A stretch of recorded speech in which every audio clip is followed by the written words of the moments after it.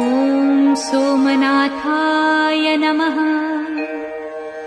ॐ मल्लिकार्जुनाय नमः। ॐ महाकालेश्वराय नमः।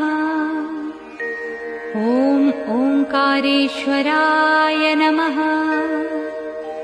ॐ वैद्यनाथाय नमः। ॐ भीमशंकराय नमः।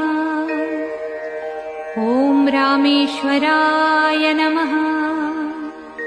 ॐ नागेश्वराय नमः। ॐ विश्वेश्वराय नमः। ॐ त्र्यंबकेश्वराय नमः। ॐ केदारेश्वराय नमः। ॐ भुस्मेश्वराय नमः।